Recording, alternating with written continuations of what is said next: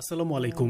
প্রিয় সুধী, রাসূলুল্লাহ সাল্লাল্লাহু আলাইহি ওয়াসাল্লাম সম্পর্কে বেশ কিছু কমন ঘটনা আমরা কম বেশি প্রায় সকলেই জানি, কিন্তু প্রিয় নবী সাল্লাল্লাহু আলাইহি ওয়াসাল্লামের সারা জীবনে ঘটে যাওয়া সমস্ত উল্লেখযোগ্য ঘটনাগুলো আমরা কজনই বা জানি। তাই আজকের এই দীর্ঘ 11 ঘন্টারও বেশি সময় ধরে আমরা জানব মহানবী সাল্লাল্লাহু আলাইহি ওয়াসাল্লামের সারা জীবনে ঘটে যাওয়া সমস্ত উল্লেখযোগ্য ঘটনাগুলোর বিস্তারিত বিবরণ।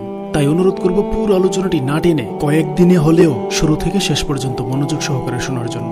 আর এই জন্য ভিডিওটি শেয়ার করে রাখুন, যাতে যখন যতটুকু সময় পাবেন তখন ততটুকু করে শুনে নেবেন। তো চলুন শুরু করা যাক। খ্রিস্টীয় 6ষ্ঠ শতাব্দীর শুরু থেকেই আরবের বিখ্যাত কুরাইশ বংশের বনি হাশেম শাখা সর্বপ্রকারের শ্রেষ্ঠত্ব অর্জন করেছিল। কাবাঘরের সর্বপ্রকার সেবা পরিচর্যার দায়িত্ব বনি হাশেমের স্কন্ধেই ন্যস্ত ছিল। কুরাইশের বনি হাশেম শাখার আব্দুল মুত্তালেবের পুত্র আব্দুল্লাহর উরুসে আমেনার গর্ভে আখিরি নবী ও রাসূল হযরত মুহাম্মদ মুস্তাফা সাল্লাল্লাহু আলাইহি ওয়াসাল্লাম 571 খ্রিস্টাব্দের 20 এপ্রিল মোতাবেক 9 রবিউল আউয়াল সোমবার সুবহে সাদেকের সময় শুভ জন্মগ্রহণ করেন। কেউ কেউ অবশ্য রাসূল সাল্লাল্লাহু আলাইহি ওয়াসাল্লামের জন্মসন 570 খ্রিস্টাব্দ বলে অভিমত প্রকাশ করেছেন। জগৎবাসী এমনকি যেই বংশে গোত্রে রাসূল আরবি সাল্লাল্লাহু আলাইহি ওয়াসাল্লাম জন্ম নিলেন তারাও অবহিত হল না যে মহাপরিত্রাতার জন্য সমগ্র জগৎ অপেক্ষমান সেই রেসালাত সূর্য সভ্যতা সংস্কৃতির সাথে পরিচিত মরু আরবের কুরাইশ বংশের হাশিমি শাখার আব্দুল মুত্তালিবের গৃহ উজালা করে আবির্ভূত হয়েছেন। এমন একটি শুভ দিনকে নিজেদের স্মৃতিতে ধারণ করে রাখা বা ঐতিহাসিক গুরুত্ব প্রদানের যোগ্যতা শিক্ষা, সংস্কৃতি ও সভ্যতার সাথে সম্পর্কহীন আরববাসীর ছিল না। তাই মহান আল্লাহ নিজের কুদরতে এই দিনটিকে স্মরণীয় করে রাখার জন্য মুজিজাপূর্ণ একটি ঐতিহাসিক নিদর্শন প্রকাশ করেন, আর তা হচ্ছে আসহাবে ফিল অর্থাৎ হস্তি বাহিনীর ঘটনা। নির্ভরযোগ্য বর্ণনা সূত্রে প্রমাণিত রাসূল আকরাম সাল্লাল্লাহু আলাইহি ওয়াসাল্লাম হস্তি বাহিনীর ধ্বংস হবার অল্প কিছুদিন পূর্বে জন্ম নেন। হস্তি বাহিনীর ঘটনা এবং রাসূল সাল্লাল্লাহু আলাইহি ওয়াসাল্লামের জন্মদিনের মাঝখানে 40 দিন মতান্তরে 50 দিন অতিবাহিত হয়েছিল। আসহাবে ফিল হস্তি বাহিনীর ধ্বংস আব্দুল মুত্তালিবের জীবনের একটি উল্লেখযোগ্য ঘটনা। হস্তি বাহিনীর ঘটনার কেন্দ্রীয় চরিত্র আব্রাহাতুল আশরাম। আব্রাহা ধর্মবিশ্বাসে খ্রিস্টান ছিল। হাবশা রাজের পক্ষ থেকে সে ইয়ামানের শাসনকর্তা নিযুক্ত হয়েছিল। আব্রাহা খ্রিস্টান আর আরববাসী পৌত্তলিক, সুতরাং আরববাসীর সাহায্য সহযোগিতার উদ্দেশ্যেই আল্লাহ তাআলা আব্রাহা বাহিনীর ধ্বংস সাধন করেছিলেন। আল্লাহ তাআলা আব্রাহাকে তার বাহিনী সহ ধ্বংসের কারণ আব্রাহার ইচ্ছা ছিল আল্লাহর ইচ্ছার বিপরীত। সে ইয়ামানে অতি সুদর্শন একটি গির্জা তৈরি করে। উদ্দেশ্য ছিল খ্রিস্ট ধর্মের তৃত্ববাদের প্রচার প্রসার। তার আরেকটি অপবিত্র ইচ্ছা ছিল তৌহিদের কেন্দ্র কাবার বিপরীতে তার নির্মিত গির্জাকে মানুষের সমাবেশ স্থলে পরিণত করা। অতএব মানুষের মনে ইয়ামানে নির্মিত গির্জার প্রতি কাবার অনুরূপ সম্মান মর্যাদা জাগ্রত করতে হলে কাবা ঘর ধসিয়ে দেওয়া দরকার। এমন একটি অপবিত্র ইচ্ছা থেকেই আব্রাহা কাবা শরীফ ধ্বংসের উদ্দেশ্যে সৈন্য প্রেরণ করে। অন্যদিকে সমগ্র আরব আব্রাহার প্রতিরোধে ছিল সম্পূর্ণ অক্ষম।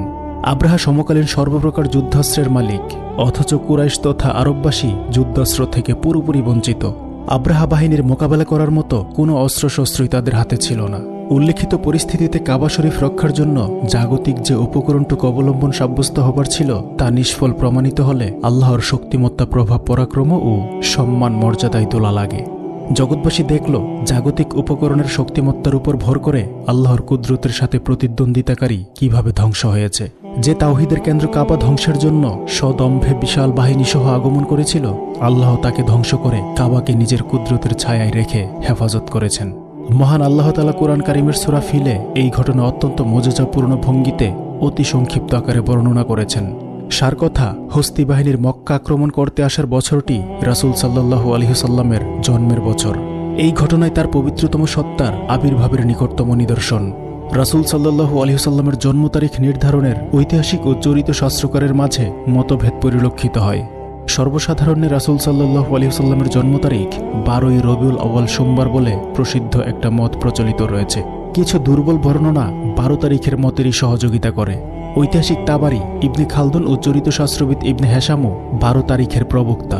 অনেক আলেম 8 রবিউল আউয়াল বলেও মত প্রকাশ করেছেন। প্রখ্যাত ঐতিহাসিক আবুল ফেদা 10 রবিউল আউয়াল বলে অভিমত পোষণ করেন। প্রখ্যাত উলামায়ে কেরাম, ইতিহাসবেত্তা ও চরিত শাস্ত্রবিদদের মতে রাসূল সাল্লাল্লাহু আলাইহি ওয়াসাল্লামের জন্ম 9 রবিউল আউয়াল সোমবার। শ্রদ্ধেয় ও বরেণ্য ইতিহাসবেত্তা, চরিত শাস্ত্রবিদগণ এই মতকেই বিশুদ্ধ এবং প্রামাণ্য বলে অভিমত পোষণ করেন। অতএব হুমায়দি, উকাইলি, ইউনুস ইবনে ইয়াজিদ, ইবনে আবদুল্লাহ ইবনে হাশেম, মোহাম্মদ ইবনে মুসা খাওয়ারিজমি, আব্দুল খাত্তাব বিন ওয়াজিহ, আল্লামা ইবনে তাইমিয়া, ইবনে কাইয়েম, ইবনে হাজার আসকালিনী, শায়খ বদরুদ্দিন আইনি প্রমুখ নেতৃস্থানীয় স্মরণীয় বরণীয় উলামায়ে কেরাম ৯ রবিউল আউয়াল সোমবার রাসূল সাল্লাল্লাহু আলাইহি ওয়াসাল্লামের জন্ম তারিখ হবার অভিমতি পোষণ করেন। অবশ্য ইতিহাসবেত্তা ও চরিত্র শাস্ত্রকারকগণ রাসূল সাল্লাল্লাহু আলাইহি ওয়াসাল্লামের জন্ম তারিখ সংক্রান্ত পর্যালোচনায় সম্পূর্ণ একমত যে তিনি হস্তি বাহিনীর কাবা আক্রমণের বছর রবিউল আউয়াল মাসে সোমবার দিন জন্মগ্রহণ করেন। কনস্ট্যান্টিনোপলের প্রখ্যাত খগোল শাস্ত্রবিদ আলেম মাহমুদ পাশা ফালাকি রাসূল সাল্লাল্লাহু আলাইহি ওয়াসাল্লামের যুগ থেকে তার সময়কাল পর্যন্ত খগোল শাস্ত্রের দৃষ্টিকোণ থেকে চন্দ্রগ্রহণ ও সূর্যগ্রহণের একটি তালিকা প্রস্তুত করে বিশুদ্ধ হিসাবের মাধ্যমে প্রমাণ করেছেন যে রাসূল সাল্লাল্লাহু আলাইহি ওয়াসাল্লামের জন্ম তারিখ কোনো প্রকারেই ১২ই রবিউল আউয়াল সোমবার হতে পারে না। তাই শক্তিশালী ও বিশুদ্ধ রেওয়ায়াত এবং খগোলশাস্ত্র ও জ্যোতিষশাস্ত্রের যথাযথ পর্যালোচনার আলোকে রাসূল সাল্লাল্লাহু আলাইহি ওয়াসাল্লামের জন্ম তারিখ ৯ রবিউল আউয়াল সোমবার। প্রসিদ্ধ মতে হস্তি বাহিনী ধ্বংস হওয়ার ৫০ দিন পর রাসূল সাল্লাল্লাহু আলাইহি ওয়াসাল্লাম জন্মগ্রহণ করেন। রাসূল সাল্লাল্লাহু আলাইহি ওয়াসাল্লাম আরবের কুরাইশ বংশের হাশেমি শাখায় জন্মগ্রহণ করেন। তার বংশতালিকা এইরূপ: মুহাম্মদ বিন আবদুল্লাহ বিন আব্দুল মুত্তালেব বিন হাশেম বিন আব্দে মান্নাফ বিন কুসাই বিন কেলাব বিন মুর্রা বিন কাব বিন লুয়াই বিন গালেব বিন ফেরেহ বিন মালেক বিন নজর বিন কেনানা বিন খোজাইমা বিন মুরদেকা বিন ইলিয়াস বিন মুজার বিন নাজার বিন সাদ বিন আদনান। মাতার দিক থেকে রাসূল সাল্লাল্লাহু আলাইহি ওয়াসাল্লামের বংশতালিকা কেলাবে গিয়ে পিতৃবংশতালিকার সাথে এক হয়ে যায় এবং তা এইরূপ: আমেনা বিনতে ওয়াহাব বিন আব্দে মান্নাফ বিন জুহরা বিন কেলাব। কেলাবের আরেক নাম হাকিম। মুসলিম শরীফে রাসূল সাল্লাল্লাহু আলাইহি ওয়াসাল্লামের বংশতালিকা সম্পর্কে যে রেওয়ায়াত উদ্ধৃত হয়েছে তাতে তিনি ইরশাদ করেন, আল্লাহ তাআলা ইসমাঈল আলাইহিস সালামের বংশ হতে কেনানাকে বৈশিষ্ট্য দান করেছেন এবং কেনানার মধ্য হতে কুরাইশকে সম্মান মর্যাদা প্রদান করেছেন। আবার কুরাইশ থেকে বনি হাশেমকে সম্মান মর্যাদা দান করেছেন এবং বনি হাশেম হতে আমাকে নির্বাচন করেছেন। আরবের চিরাচরিত প্রথা অনুসারে রাসূল সাল্লাল্লাহু আলাইহি ওয়াসাল্লামের জন্মের ৭ম দিনে কুরাইশ সর্দার আব্দুল মুত্তালেব তার পিতৃহীন নাতির আকিকার ভোজে অংশগ্রহণের জন্য সবাইকে দাওয়াত করেন। খাওয়া দাওয়া শেষে আগত মেহমানরা নবজাতকের নাম জিজ্ঞেস করলে আব্দুল মুত্তালেব হর্ষোৎফুল্ল চিত্তে উত্তর করলেন, মুহাম্মদ। সমবেত স্বজনরা অশ্রুতপূর্ব ব্যতিক্রমধর্মী নাম শুনে বললেন, এমন নাম তো আর কখনো শুনি নাই। যুগ যুগ ধরে স্বগোত্রে প্রচলিত সব নাম পরিত্যাগপূর্বক আপনি এক ব্যতিক্রমী নাম রাখলেন। স্বজনদের আপত্তিপূর্ণ জিজ্ঞাসার জবাবে বৃদ্ধ আব্দুল মুত্তালেব বললেন, আমার একান্ত কাম্য এই সন্তান যুগে যুগে পৃথিবীর সর্বত্র প্রশংসিত হোক, তাই আমি তার এই নামকরণ করেছি। হযরত আমেনা গর্ভাবস্থায় স্বপ্ন দেখেন কে যেন বলছেন, তোমার সন্তানের নাম রাখবে আহমদ। উল্লিখিত উভয় নামই তার বাল্যকাল হতে প্রচলিত ছিল এবং পবিত্র কুরআন কারিমেও ৪ জায়গায় মুহাম্মদ এবং শুধু এক জায়গায় আহমদ নাম ব্যবহৃত হয়েছে। পূর্ববর্তী আসমানি কিতাবেও রাসূল সাল্লাল্লাহু আলাইহি ওয়াসাল্লাম সম্পর্কিত যে ভবিষ্যদ্বাণী করা হয়েছে তাতেও মুহাম্মদ এবং আহমদ নাম দুইটি ব্যবহৃত হয়েছে।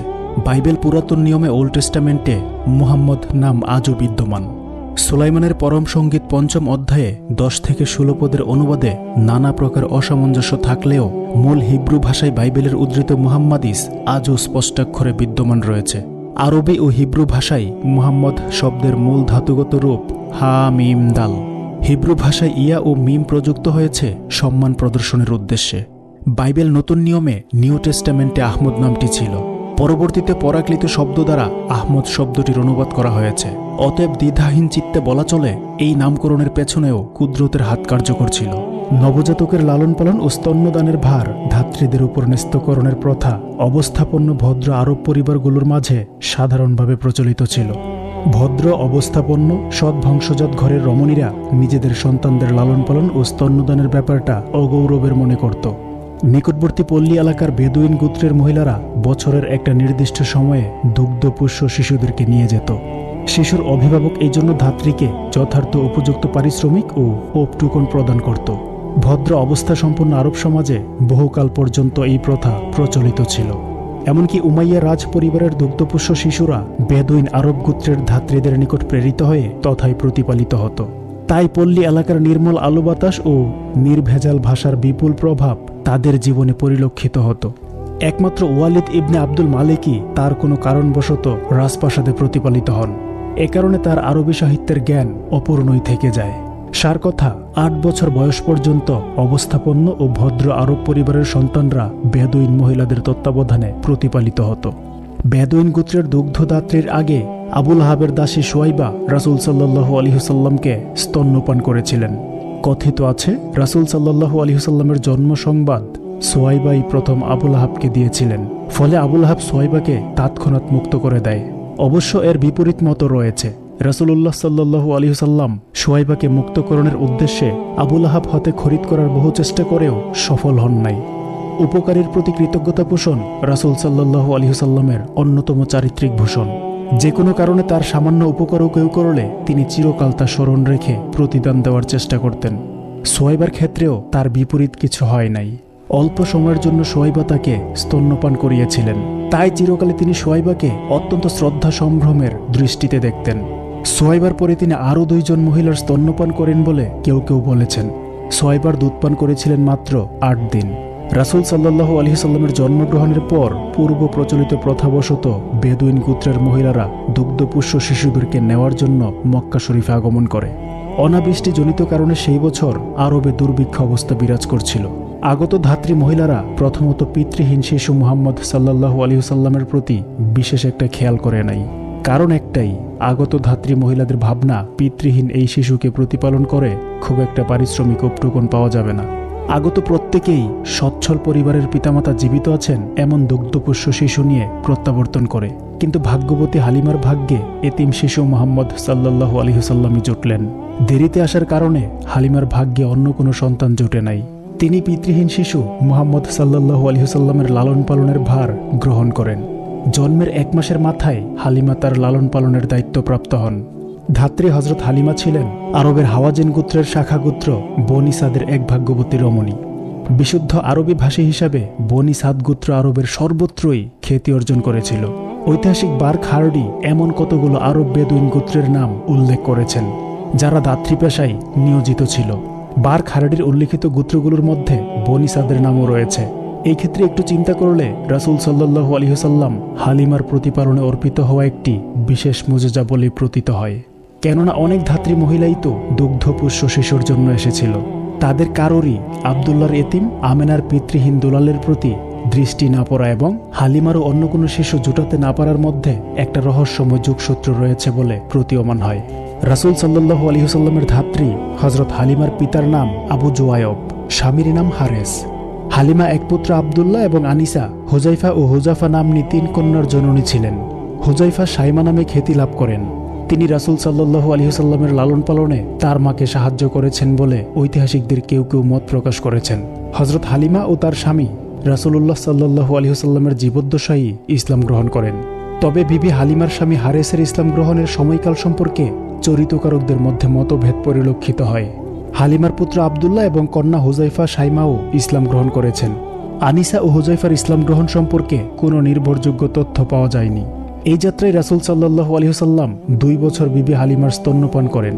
2 বছর পর দুধ ছাড়িয়ে হালিমা তাকে হযরত আমিনার নিকট নিয়ে আসেন। তার অপরূপ দেহকান্তি, লাবণ্যময় চেহারা দর্শনে আত্মীয় স্বজন সবাই, বিশেষত হযরত আমেনা খুবই প্রীত হন। সন্তানের প্রতি তাকিয়ে তার চোখ জুড়িয়ে যায়। এ সময় মক্কা শরীফের আবহাওয়া সংক্রামক রোগের প্রাদুর্ভাবে দূষিত হয়ে পড়ে। সুতরাং তিনি পুনরায় প্রাণের নিধিকে প্রতিপালনের উদ্দেশ্যে ধাত্রী হযরত হালিমার দায়িত্বে অর্পণ করেন। ভাগ্যবতী হালিমা সানন্দে তাকে নিজ গৃহে নিয়ে যান। অবশ্য তিনি মাঝে মাঝে তাকে হযরত আমেনাকে দেখানোর জন্য নিয়ে আসতেন। এভাবে 5 বছর পর্যন্ত তিনি বিবি হালিমার গৃহে থাকেন। এ সময় তিনি হযরত হালিমার সন্তান তার দুধ ভাই ও দুধ ভগ্নীদের সাথে ছাগল মেষ চরানোর জন্য মাঠে যেতেন। মাঠে গিয়ে কখনো কখনো উচ্চ পর্বতে আরোহণ করতেন, আবার কখনো অপলক দৃষ্টিতে দূর পানে চেয়ে থাকতেন। হযরত হালিমা তার এই সময়কার আচরণ ও হাবভাব সম্পর্কে বলেন, আমি বিশেষভাবে লক্ষ্য করেছি উঠা বসা, কথাবার্তা, মৌনতা, এক কথায় মুহাম্মদের শৈশবের প্রতিটি কাজেই একটা অসাধারণ মহত্বের ভাব সত্যই ফুটে উঠত। হালিমার সন্তানেরা তাকে সহোদর ভাইয়ের মতো ভালোবাসতেন। তার বয়স যখন 6 বছরে উপনীত হয় তখন কথিত বক্ষ বিধারণের ঘটনায় ভীত হয়ে ধাত্রী হযরত হালিমা তাকে মক্কায় আমেনার কাছে রেখে যান।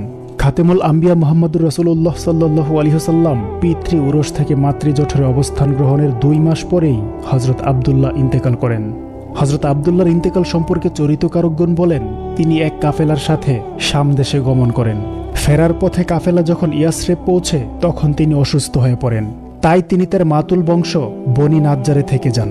বাণিজ্য কাফেলা মক্কা শরীফে পৌঁছলে আব্দুল মুত্তালিবের পুত্র আব্দুল্লাহ সম্পর্কে জিজ্ঞাসা করেন। কাফেলার লোকেরা তার অসুস্থতা এবং